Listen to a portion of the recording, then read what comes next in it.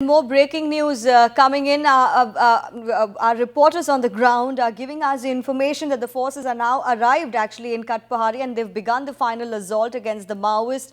Our reporters on the ground are in fact advancing, remember, along with the CRPF forces who are launching a two-pronged attack to corner the Maoists. This is the latest information that's been coming in from that particular region. Our reporters moving very, very closely with the with the CRPF forces who are launching a two-pronged attack to corner the Maoists. Jugal Purohit, in fact, who is also accompanying the CRPF forces, is with us on the phone line. Jugal, what's going on?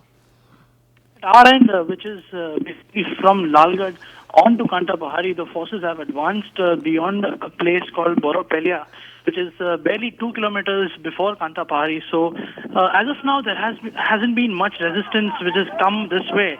And apart from that, there is some news of a mine being detected a few kilometers ahead just before Kantapahari, but as of now, there is nothing really in terms of resistance that the Maoists and the villagers are offering to the forces. Right. So, is it going to be relatively easy now for the forces to corner the Maoists? Well, so far it has been. This morning when we set out from Lalgarh, the expectations were that the Maoists will strike back because now what they're thinking is essentially their last bastion. So there was an expectation of some resistance. However, in the last 2.5 kilometers, there has been none. Okay. And Jugal, finally, what is the strategy they are adopting? We understand that at least 1,600 CRPF, BSF personnel, they're also using choppers to detect the movement of the Maoists, some aerial movement with the help of choppers. So what is their strategy really to corner in on the Maoists?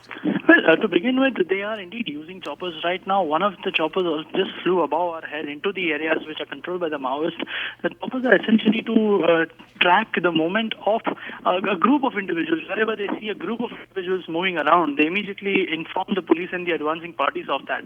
Apart from that, the strategy is simple. They know that the Maoists are holed up in Kantapahari area, and now that they are advancing from two sides to Kantapahari, they obviously understand that the Maoists will be divided. They will be diverted in attention towards facing the forces. So yes, they are using that very advantage of deviation to corner the Maoists, and so far they have been successful.